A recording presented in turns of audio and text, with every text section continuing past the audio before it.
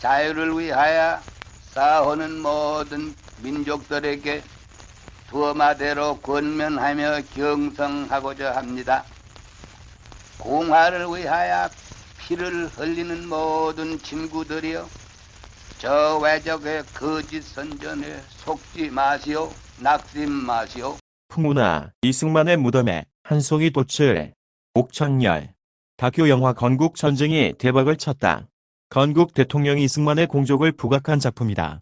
이승만이 기독교를 기반으로 활동했던 투서라서 그런지 주로 교회 신자를 비롯한 우파들이 줄지어 몰려가 보고는 새삼 박수치고 감동의 눈물을 흘리고 난리가 났다. 10년 전에 영화 100년 전쟁을 만들어 이승만을 만신창이로 만들었던 좌파들이 급해졌다. 총선이 다가오는데 안 되겠다 싶었는지 몇몇 얼치기 역사 강사들이 나서 개거품을 물었다. 그 중에서도 구독자가 100만 가까운 파워 유튜버 황영필의 똥볼을 차서 우파들이 다구리를 놓고 있다. 이승만, 그는 문제적 인물이다. 같은 사람을 두고 우파는 국부유, 자유해안을 지켜낸 은인으로 생각하고 좌파는 친일 몰입의 독재자로 매도한다. 황영필은 6.25를 미국이 일으킨 전쟁이라고 한 사람이니 원래 색깔이 그렇다 치고 진중권은 종북이 싫다며 진보당을 탈당한 전력이 있는데도 국부, 니들 아버지 하세요 라고 한다니 뼈 아프다. 역사에 관심이 있어 대강의 내막은 알고 있었지만 이번 좌우 논쟁을 통해 그의 삶을 더욱 깊이 들여다볼 수 있게 되었다. 웬이박이들 빼고 어정쩡한 다수 국민들에게는 진실을 꿰뚫어볼 기회가 된 것 같아 오히려 다행이다. 이승만은 1875년 황해도에서 몰락한 왕족 후예로 태어났다. 노쇠한 조선이 자체 모순을 해결하지 못한 채 비틀거리고 한발 앞서 근대화를 이룬 일본이 호시탐탐 침략의 기회만 노리던 때였다. 이승만은 입심 출세를 위해 과거에 응시했다가 떨어진 후 친구 소개로 배제학당에 들어가면서 운명의 전환점을 맞는다. 그는 배제학당에서 미국 선교사들로부터 영어를 배우고 신학문을 배웠다. 기독교 신자가 되고 자유인권 사상에 눈을 뜨면서 왕조의 암울한 현실을 자각하게 된다. 졸업 후 만민공동회의 총대의원이 되어 겁없이 공화정과 이현궁주제를 외치다가 체포되어 대역죄로 사형을 선고받는다. 박영효의 고종 폐위 음모에 연루된 혐의를 받았다고도 하는데 이때가 24꽃띠 나이였다. 가랑이 사이에 강목을 대어 조리를 틀고 매일 곤장을 맞아 몸은 상처투성이었다. 손톱 밑을 바늘로 쑤시고 손가락이 모두 부러지는 고문 후유증으로 평생 손가락을 호호 부는 이상한 버릇이 생겼다고. 그가 고문으로 죽었다는 신문기사가 나서 시신을 거두려고 부친이 여러 번 감옥으로 찾아오기도 했다. 다행히 선교사들의 압력에다 양녕대군 16대 손이라는 후광 때문인지 종신형으로 감형되고 죄수로서의 처우도 점차 나아졌다고 한다. 그런데 동료들과 권총을 밀반입하여 탈옥을 기도하다가 실패하면서 다시 모진 고문을 받는다. 수갑과 족서를 차고 칼을 쓴 탓에 잠도 편히 누워서 잘 수가 없었고 손발을 움직일 수가 없어 성경책을 읽을 때는 동료 죄수가 책장을 넘겨주었다고. 그는 1904년 특사로 풀려나기까지 한성 감옥에서 장장 5년 7개월간 옥고를 치렀다. 박근혜의 4년 6개월보다 긴 우리 역대 대통령 중 가장 긴 시련이었다. 그는 선교사들이 반입해준 많은 책을 읽고 책을 쓰고 죄수들을 교육하고 기도하면서 앞길을 예비했다. 감방에서 동료 죄수들과 찍은 사진을 보면 이승만 혼자 애처롭게 토승줄을 매고 있는데 중지소라서 그렇단다. 그는 옥중에서 영안사전을 만들고 청일전기를 편역하고 한국 근대화의 정신적 지침서로 불린 독립정신을 저술하였는데 초인적 의지와 노력의 결과물이 아닐 수 없다. 이등광문을 암살한 안중근 의사의 목표가 왕정복고였을 만큼 자유민주주의란 말 자체를 모르던 개화여명기에 그는 가진 탄압에도 굴하지 않고 싸웠던 성곽자여 혁명가였다. 그는 출감 후 선교사들이 써준 여러 장의 추천장을 품에 지닌 채 미국으로 가는 배를 탔다. 탁월한 영어 실력이 알려져 미국 정부에 조선의 자주 독립을 도와달라고 청원하라는 고종의 밀명도 받았다. 당시 일본은 미국에 러시아의 남진을 막아주는 고마운 나라였기 때문에 청원해봤자 아무런 소용도 없었지만 그는 미국에 주저앉아 공부를 계속했다. 30이 가까운 늦깎이라 학사에서 박사까지 5년 만에 속성으로 마쳤는데 감옥에서 섭렵한 다방면의 독소 때문이라고 한다. 학비를 벌기 위해 열흘에 한 번 꼴로 강연을 하여 성적이 좋지는 않았지만 한국인 1호 미국 박사이자 하버드와 프린스턴에서 수학한 최고의 지성으로 성장할 수 있었다. 그가 쓴 국제법상 전시 중립제도의 발달에 관한 박사학위 논문은 프린스턴 대학에서 단행본으로 출간해준 우수 논문이었고, 그가 저술한 일본 내막기 재팬 인사이드 아웃은 일본이 미국과 전쟁을 일으켜 자멸할 거라고 정확히 예언한 베스트셀러였다.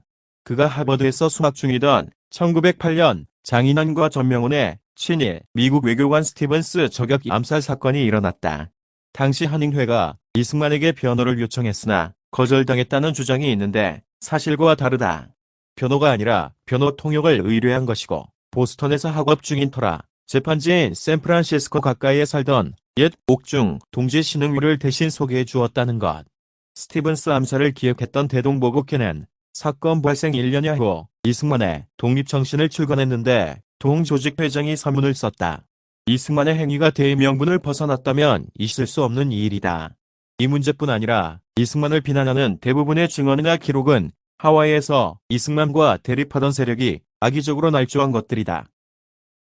이승만은 근 6년에 걸친 학업을 마치고 1910년 일본의 식민지가 된 고국으로 돌아온다. 그는 기독교 청년회 YMCA의 책임자로 활동하면서 전국을 순회하며 청년 학생들을 상대로 계몽활동을 벌였다. 당시 YMCA는 거의 유일한 독립운동기구였으며 이승만은 과거 17년간의 화려한 이력으로 저명 인사가 되어 있었다. 장차 한민족을 구원할 모세와 같은 인물로 부상한 것이다. 그러나 같은 해 벌어진 조선 총독 암살 밀수 사건을 빌미로 기독교 탄압이 시작되면서 이승만은 다시 망명길에 오른다. 이 무렵 그가 미국 신문에 쓴 기고문에서 3년이 지나기 전에 조선은 활기차고 번화한 산업중심지로 변모했다는 문구를 두고 일제의 식민 통치를 찬양했다는 비판이 있으나 그렇지 않다. 이 부분은 1908년 서울 YMCA가 신회관을 신축한 후 본격 가동된 3년간의 최적을 뜻하는 것으로 YMCA의 활동을 찬양한 것이다. 그가 여권 신청서의 국적을 재편으로 쓴 것에 대해서도 친일파로 오해하는 시각이 있으나 이는 당시 조선이란 나라가 없어졌기 때문이다. 지도교수였던 우드로 윌슨이 왜 힘들게 사느냐, 교수직 줄 테니 미국 쪽으로 바꾸라고 권고했지만 끝까지 국적을 바꾸지 않고 불편을 감수했다. 그가 친일파라면 왜 일본이 이승만에게 현상금 30만 달러를 걸었으며 건국 후 집권기 내내 한일 관계가 최악이었겠는가. 이승만은 한성 감옥 시절의 옥중 동지였던 박용만과 함께 당시 미국 내에서 가장 많은 한인이 몰려 살던 하와이에 정착한다. 이승만은 한인학교 교장이 되어 교육계몽과 외교투쟁 노선을 걸은 데 비해 박용만은 군사학교를 세워 무장투쟁 노선을 걸었다. 당시 미국과 일본이 우호관계인 상황에서 무장투쟁은 맞지 않는다는 게 국제정치를 전공한 이승만의 견해였다. 박용만의 군사학교는 미국의 중립법 위반과 호놀룰루에 정박 중이던 일본 군함 폭파암모 혐의로 설립인가가 취소되었고, 이 과정에서 한인의 조직과 자금을 두고 벌어진 주도권 싸움이 급기야 폭력과 소송전으로 비화한다. 이 싸움에서 패한 박용만 측 사람들이 오랫동안 암묵적인 모해와 폄훼를 일삼게 된다. 영화 백년전쟁과 황영필은 CIA 보고서에 이승만이 돈의 혈안이 된 사람으로 사적인 권력을 채우기 위해 독립운동을 했다고 나온다며 비난했다. 그러나 원문을 들여다보면 돈에 미친 게 아니라 자신의 정치적 이익과 국가의 이익을 동일시한 진정한 애국자라고 나온다. 심지어 봉금을 착복하여 부동산을 구입하고 대출금을 동포사회에 떠넘겼다고 비난하는데, 부동산은 개인이 아닌 학교 명의였고 사소한 비용 지출도 일일이 기록해 놓아 착복 운유는 터무니없는 음해였다. 그는 물질적 욕망으로부터 멀찌감치 해방된 자유인이었다. 평생 재산다운 재산을 모으지 않았으며 늘 가난하게 살았다.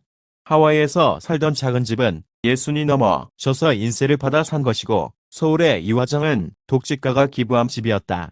프란체스카가 제네바에서 이승만을 처음 만났을 때 그가 시큼한 김치, 소시지 1개, 감자 2개를 값싸게 주문해서 식사하는 것을 인상 깊게 지켜보고 먼저 다가갔다는 말이 있다. 그녀는 바느집에 가면서 몇 벌의 옷만을 평생 입었다. 이승만의 명망은 널리 퍼져 한성 임시정부에 이어 1919.4 상해 임시정부에서 얼굴 한번 보지 못한 그를 수반으로 선출한다. 그러나 수반이 되기 직전에 그가 국제연맹에 제출한 위임통치청원을 두고 신채호와 이동희 등이 이완용을 잇는 나라를 팔아먹었지만 이승만은 없는 나라를 팔아먹었다며 비난하기에 이른다. 그러나 위임통치청원은 안창호와 김규식도 동의한 것으로 이승만의 외교 독립운동의 정수에 해당하며 근대기의 한국인들이 구사한 외교 우국 방역의 완결판이란 평가가 있다. 좌파들이 들으면 동공의 지진 날소리일지 모르나 당시로서는 국제연맹의 힘을 빌려 일제로부터 독립해보려는 처절한 몸부림이었다. 미국과 일본의 사이가 틀어진 1931년 만주서변 이후에는 이승만도 생각을 바꾸지만 그 전까지 우리 조선이 독립할 시기는 미국과 일본이 태평양의 헤게모니를 두고 전쟁을 벌일 때 찾아올 것이라고 믿고 외교투쟁을 주장한 것이다. 그는 1908년에 이미 그런 견해를 피력했고 많은 사람이 그의 생각을 외세 의존의 허무주의라고 비웃었지만 30여 년 후 현실이 되었다. 이승만이 취하던 외교투쟁 노선은 무장투쟁을 지지한 임정노인들과 충돌하였고 이승만이 미국에서 거둔 독립운동 자금을 전액 보내지 않고 동지회를 결성하여 독자 활동을 하면서 자금을 유용하였다며 그를 탄핵하는 지경에 이른다. 그만큼 독립운동 조직 내부가 사분오야되어 말도 많고 탈도 많았다. 애국한 길로 40년간 이역을 떠돌며 겪었을 그의 고초를 생각하니 마음이 아래온다. 1942년 미국과 일본의 전쟁이 시작된 가운데 워싱턴발 이승만의 목소리가 단팔 라디오를 탔다. 나 이승만이 지금 말하는 것은 우리 2300만의 생명의 소식이요 자유의 소식입니다.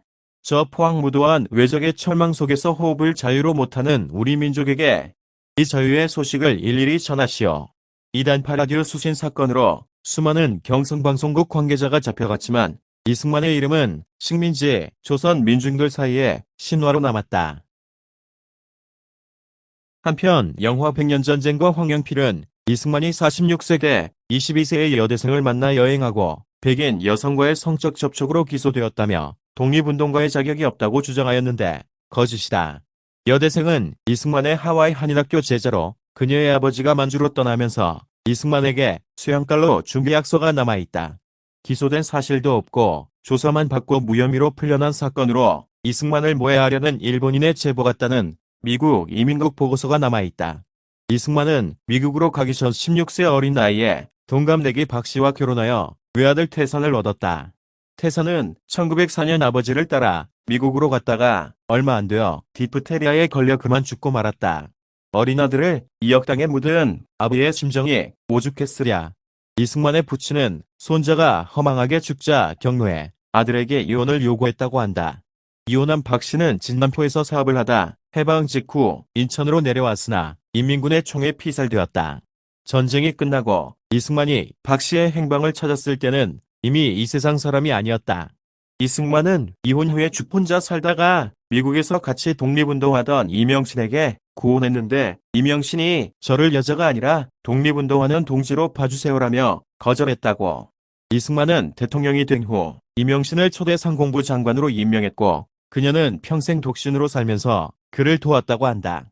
이승만은 50번의 국제연맹회의 참석차 스위스 제네바에 갔다가 여행 중이던 오스트리아 출신의 프란체스카를 레스토랑에서 우연히 만났다. 당시 프란체스카는 이승만보다 25세나 연하인 33세였으나 동양의 중후한 노신사에 반해 미국으로 건너와 결혼했다고 한다. 좌파들이 이승만을 카사노바로 만들어 놓았지만 내가 보기에는 누구보다 깨끗해 보인다.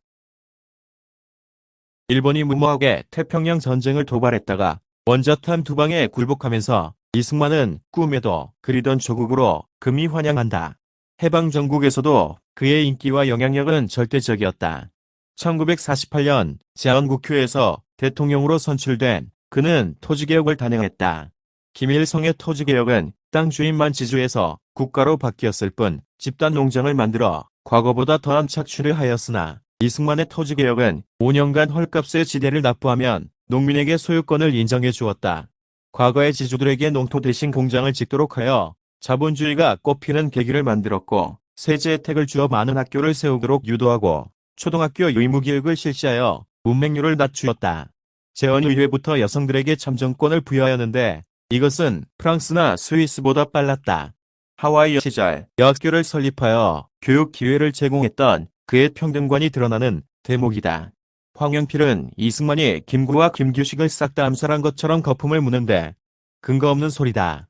김구를 암살한 안두희는 서북청년단 소속으로 배우가 밝혀진 바 없고 한독당원이 송진우와 장덕수를 앙살하자 김구도 의심받아 재판에 불려다녔다.